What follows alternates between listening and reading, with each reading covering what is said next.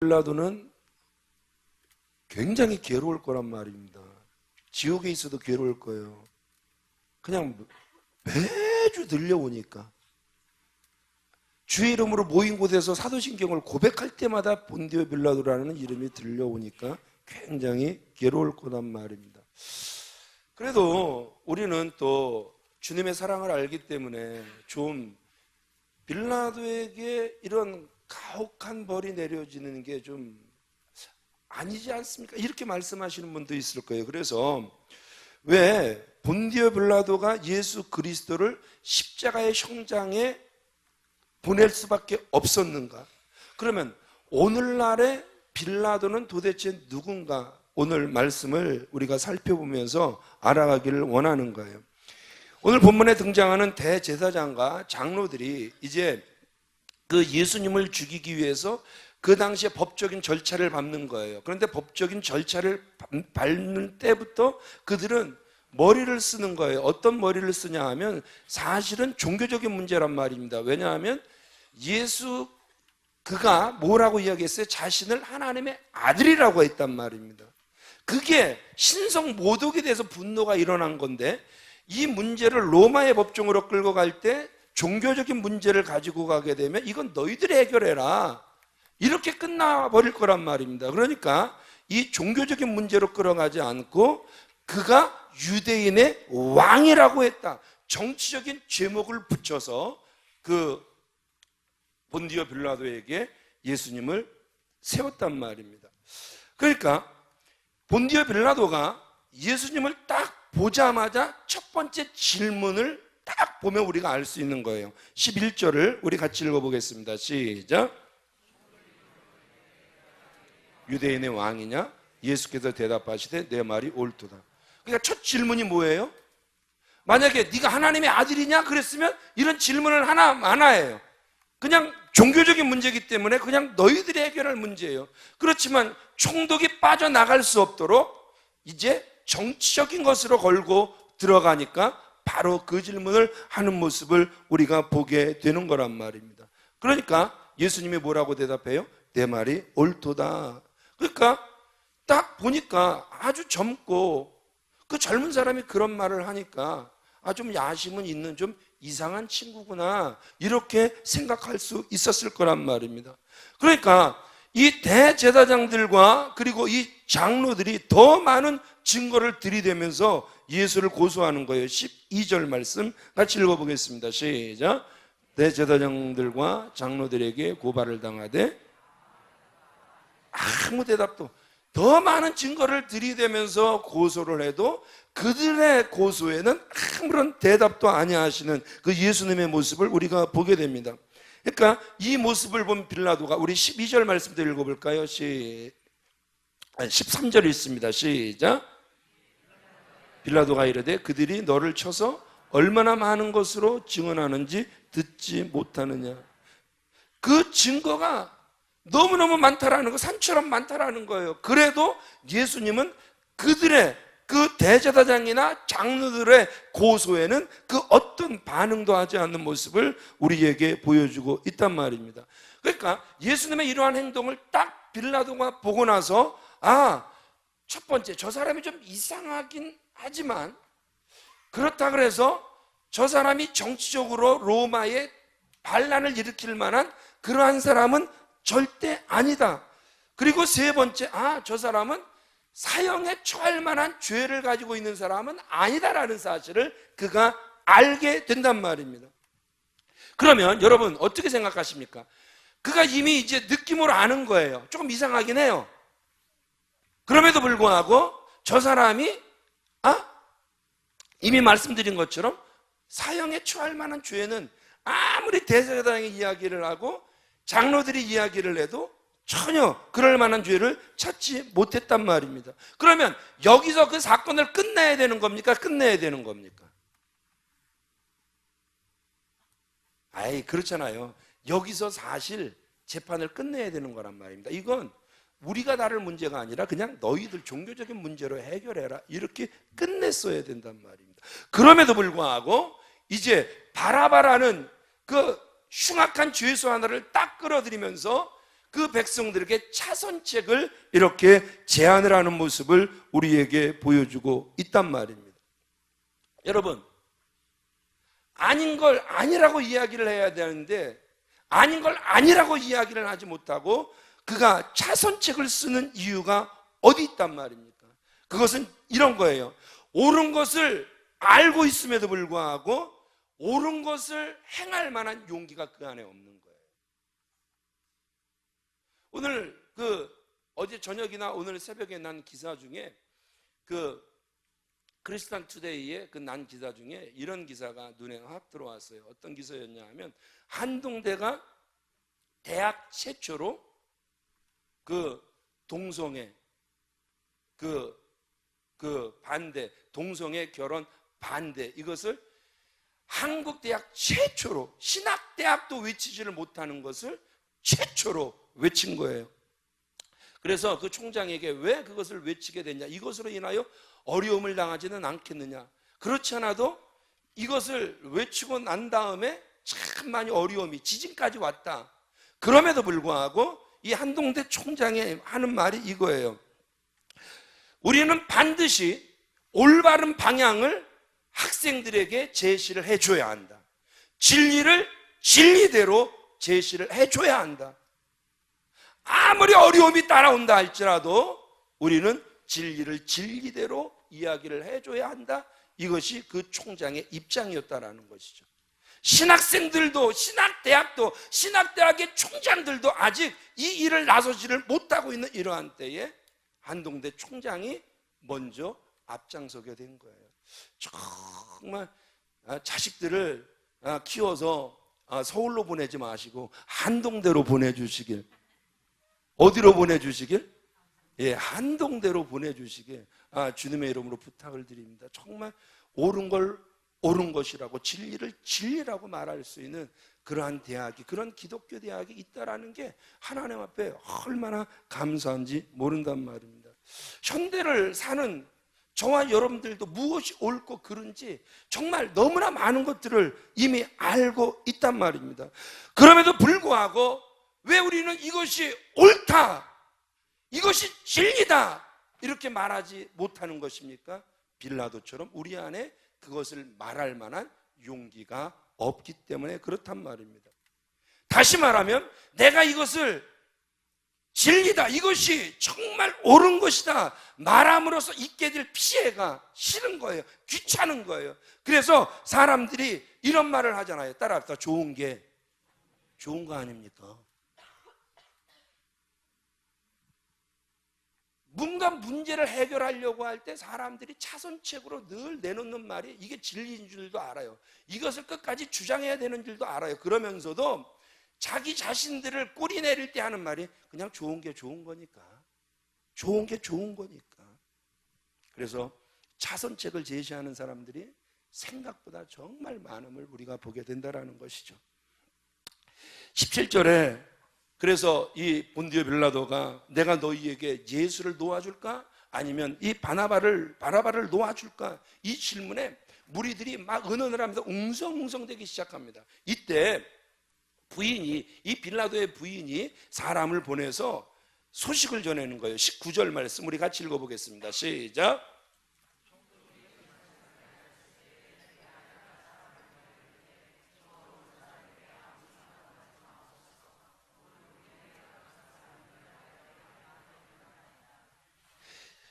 부인이 꿈을 꾸는 거예요. 어떤 꿈을 꾸는 거예요?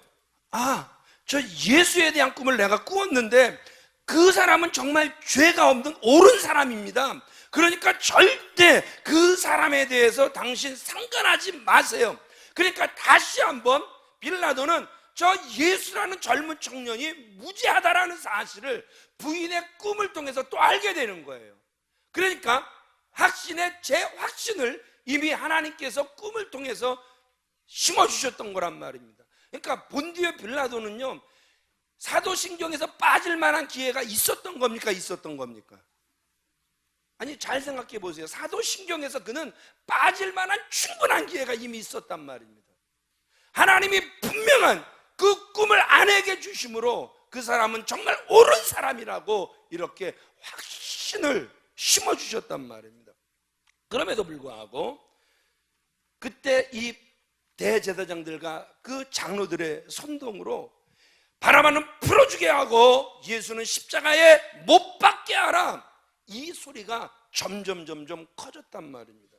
그러면 빌라도가 그때 22절 우리 읽어볼까요? 시작. 빌라도가 이르되, 그러면 여기 제가 띄워놨는데 그 성경 보고 읽을까요? 시작. 빌라도가 이르되, 그러면 그리스도라는 예수를 내가 어떻게 하랴? 그들이 다 이르되 십자가에 못 박혀야 하겠나이다. 이제 곤란해진 그 빌라도가 그럼 예수를 내가 어떻게 하냐? 이러니까 무리들의 소리가 더 커진단 말입니다.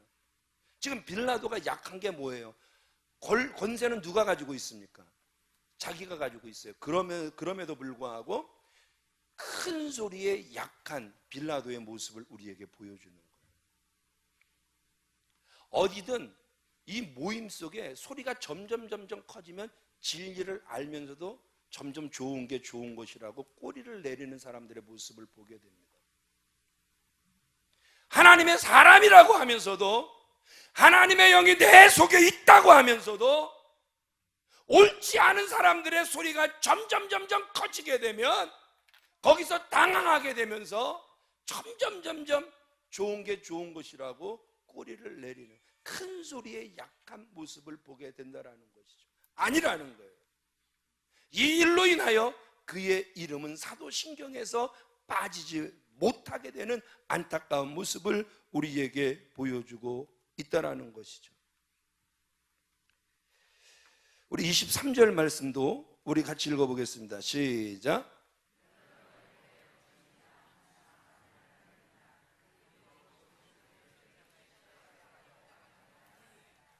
그렇죠? 그가 무슨 죄를 저질렀느냐? 빌라도가 고민에는 빠졌어요. 저지른 죄가 없거든요. 그가 봤을 때 죄가 없거든요. 그럼에도 불구하고 무엇이 더 커지더라? 무엇이 더 커졌어요? 소리가 더 커졌죠. 민주주의가 정말 어떻게 보면 옳게만 가면 정말 좋은 거잖아요. 옳은 사람들의 소리가 커져서 옳은 길로 갈 수만 있다면 정말 좋은 거잖아요. 그런데 민주주의의 폐해가 뭡니까? 악한 사람들이 무리를 져서 큰 소리를 질러버리면 그 소리에 진리의 소수가 져버릴 수밖에 없는 게 이 민주주의의 폐해라는 것이죠. 항상 무슨 회의를 하는 데 있어서도 폐해가 뭐냐 하면 옳지 않은 소수의 소리가, 아니 다수의 소리가 커지는 게 늘 두려운 거예요. 지금 빌라도가 지금 그 고충을 겪고 있는 거란 말입니다. 그러니까 이제 24절에 보니까 이 빌라도가 밀란이 일어날 것을 두려워하게 됩니다. 그래서 우리 24절도 읽어보겠습니다. 시작. 빌라도가 아무 성과도 없이 도리어 밀란이 나려는 것을 보고 물을 가져다가 무리 앞에서 손을 씻으며 이르되, 이 사람의 피에 대하여는 나는 무죄하니 너희가 당하라. 이 사람의 피에 대하여는 내가 무죄하다. 그러니까 손을 씻는다라는 행위가 우리에게 보여주고 있는 게 여러분 무엇입니까? 정말 이 사람 무죄하다. 그렇지만 너희들의 소리가 커서 내가 내주는 것뿐이다. 이 죄는 누가 당하라? 너희들이 당하라. 그런다고 여러분 죄를 전가한다고 이 죄가 전가되는 것입니까? 아니요. 이미 자기 안에 저 사람 무죄하다라는 사실을 알면서 전가하는 것은 죄가 전가될 수가 없다라는 것이죠. 자, 빌라도는요, 다시 한번 정리합니다. 예수님이 무죄하다라는 사실을 분명히 알았습니다. 그럼에도 불구하고 예수 그리스도를 십자가에 못 박으라 내어주게 됩니다. 그 이유가 무엇이라고요? 밀란이 일어날까 봐 두려워했기 때문이다. 우리에게 보여주고 있단 말입니다. 만일 밀란이 일어나게 되면 그의 앞길이 막히는 거예요. 여러분, 그 역사에 보면 이 작은 이 이스라엘이라는 나라가 어떻게 기록되어 있냐 하면 좀 이렇게 그 뭐라 그럴까요? 좀 밀란을 많이 일으키는 곳, 그래도 좀 시끄러운 곳, 소요가 많은 곳, 이렇게 기록되어 있단 말입니다. 그러니까 로마에서 이스라엘의 총독으로 내려갔다라는 그 자체가 그 우리도 대사를 이렇게 보낼 때, 대통령이 바뀌면서 대사를 보낼 때 미국에는 괜찮은 사람 보내잖아요. 그죠? 안 그런가요? 중국에도 좀 괜찮은 사람 보내잖아요. 그죠? 예, 좀 좋은 나라에는 괜찮은 사람. 그러면서 점점 어려워지는 그러한 나라일수록 좀 이렇게 좀 그래도 좀 보내야 될 사람들 그냥 이렇게, 제가 지금 잘못 말하고 있는 겁니까? 그냥 저는 그냥 느끼고 있는 게 그런데, 그러니까 이때 당시 이스라엘로 총독으로 갔다, 그렇게 황제 눈에 그렇게 썩 좋게 보이지 않는 사람일 수 있다라는 거예요. 그러니까 이 빌라도가 이스라엘에 있는 동안에 문제가 안 일어나야 돼요. 무슨 일이 있어도 일이 일어나면 안 돼요. 이 일을 다 잠재워야 앞으로 자기의 꿈을 펼쳐나갈 수 있는 거예요. 자기는 반드시 로마로 돌아가서 더 큰 꿈을 이뤄야 되는데, 이때 밀란 소요가 일어나게 되면 이것은 자기 진로에 심각한 데미지가 생기는 거란 말입니다. 그렇기 때문에 예수 그리스도가 죄가 없는지도 알지만 자기 자신에 대한 사랑 때문에, 자기 자신에 대한 미래 때문에 예수를 십자가에 못 박도록 내줄 수밖에 없었음을 우리에게 보여주고 있는 거란 말입니다. 그러니까 자기 자신에 대한 사랑이 진리에 대한 사랑을 이겨버린 거예요. 진리에 대한 사랑이 자기 자신에 대한 사랑을 이겨야 되는데, 지금 빌라도의 문제는 자기 자신에 대한 사랑이 진리에 대한 사랑을 이겨버린 거란 말입니다. 어떻습니까? 여러분들은 어떻습니까? 자기 자신에 대한 사랑이 진리에 대한 사랑을 늘 이기고 있지는 않습니까? 이것 때문에 좋은 것이 아니냐 꼬리를 내리며 그냥 사회 속에서 섞여 살아가고 있지는 않습니까? 아니, 꼭 사회 속뿐만 아니라 교회 안에 주의 이름으로 모인 그곳에서도 자기 자신에 대한 사랑이 진리에 대한 사랑을 항상 이겨버리는 이러한 모습이지는 않습니까? 그래서 이 본디오 빌라도의 이름은 이 사도신경에서 빠지지 못했음을 우리에게 보여주고 있다라는 것이죠. 우리 이 부분을 같이 읽어보겠습니다. 시작. 다 같이요. 시작. 무엇이 참이고 진리인지 압니다. 성경에 기록된 말씀이 진리의 말씀이며 잘 압니다. 그럼에도 불구하고 왜 우리는 진리대로, 성경 말씀대로 살지 못하는 것입니까? 진리의 말씀보다 우리 자신을 더 사랑하기 때문입니다. 우리 육신의 편리함과 안락함, 눈에 보이는 보다 나은 미래의 삶 때문에 우리가 진리대로 살지를 못하는 거란 말입니다. 진리를 알면서도 그 진리의 말씀이 나의 생활에 직접적인 영향을 준다 믿지 못하기 때문에 우리는 진리를 선택하지 못하고 자선택을 택하는 이러한 안타까운 모습을 보게 된다는 것이죠. 여러분, 우리가 빌라도를 욕하지만 어떻게 생각하십니까? 오늘날의 빌라도는요, 혹시 우리가 아닙니까? 진리를 알면서도, 이게 옳은 것이라고 분명히 알면서도, 저 사람은 죄가 없다라고 분명히 알면서도, 이렇게 살면 안 된다라는 것을 알면서도, 이렇게 말하면 안 된다라는 것을 알면서도 그렇게 말하지 못하는 오늘날의 빌라도가 우리는 아닌가 한번 생각해 봐야 된다라는 거예요. 빌라도를 계속 욕한다고 되는 게 아니라 오늘날의 빌라도는 혹시 내가 아닌가? 우리가 한때 그 허준을 굉장히 많이 봤죠. 허준이라는 그 사극 드라마를 굉장히 아주 깊게 빠져서 봤죠. 이 허준이 이제 해민원 의원으로서 이제 그가 금지되어 있는 게 자기 집에 사사로이 그 찾아오는 환자들을 절대 진료할 수 없는 거예요. 그런데 누가 정말 어려운 사람이 찾아와서 할 수 없이 진료를 한 걸 누가 모함을 했어요. 그래서 그가 벌을 받게 되죠. 일정한 거리를 1000번 오르락 내리락 하는 벌을 받게 됩니다. 그냥 보통 사람들은요, 한 300~400번 오르락 내리락 하면 기절하는 그러한 벌임에도 불구하고 이 허준이 죽기를 각오하고 그 1000번을 딱 오르락 내리락 하면서 마침내 1000번을 마치고 나서 기절을 해버리죠. 중간에 허준이 잘못했다고 빌기만 하면 용서받을 수 있는 벌이었음에도 불구하고 이 허준이 죽는 것을 두려워하지 않고 끝내 그 1000번을 다 채워버립니다. 그러면 여러분 어떻게 생각하세요? 왜 허준이 그 엄청난 벌을 죽기를 각오하고 다 받았다라고 생각하십니까? 보면서 크게 감동을 받았잖아요. 그 이유는 다른 데 있는 것이 아니죠. 그는 무엇이 옳고 무엇이 그른지를 알았던 거란 말입니다.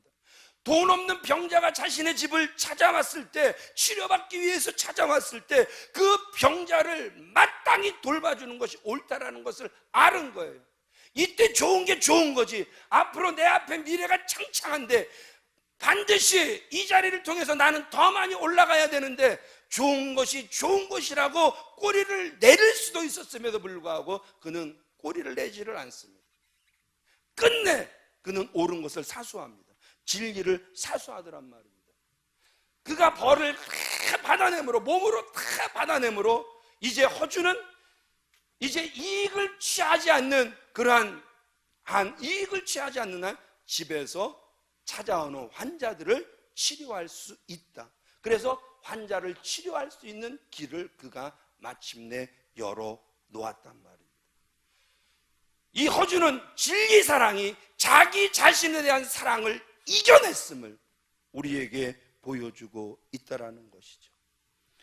하나님께서 사랑하시는 귀한 믿음의 성도님들, 성경에도요 버리는 자만이 얻게 된다는 진리의 말씀이 있단 말입니다. 진리를 사랑하여 행동하려고 할 때 여러분 자신에 대한 사랑이 막을 수도 있을 거란 말입니다.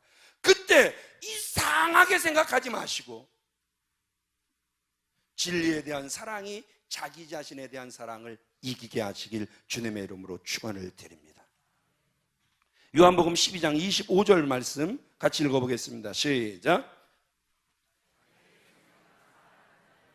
자기를 잃어버릴 것이요 이 세상에서 자기의 생명을 미워하는 자는 영생하도록 보존하리라. 마태복음 19장 29절 말씀도 같이 읽습니다. 시작. 집이나 형제나 자매나 부모나 자식이나 전토를 벌인 자마다 여러 배를 받고 또 영생을 상속하리라. 아멘. 우리가 진리를 사랑하게 되면, 그래서 옳은 것을 택하게 되면 많은 손해가 우리에게 있게 될 것이다, 이런 생각이 들 거란 말입니다. 그런데 예수님은 단호하게 그렇지 않다 말씀하신단 말입니다. 만일 우리가 우리 자신의 생명을 사랑하게 되면 결국 마지막에 잃어버리게 될 것이다. 지금 사랑하게 되면 마지막 때 잃어버리게 될 것이다, 분명하게 말씀하고 계신단 말입니다. 그에 반하여 예수님의 진리의 말씀을 사랑하고 예수님을 위하여 손해를 보게 되면 그것이 결국 손해가 아니라 이 땅에서도 몇 배나 받게 될 것이고 영생까지 받게 될 것이다, 우리에게 말씀하고 계시단 말입니다. 믿으시면 아멘 하시기 바랍니다.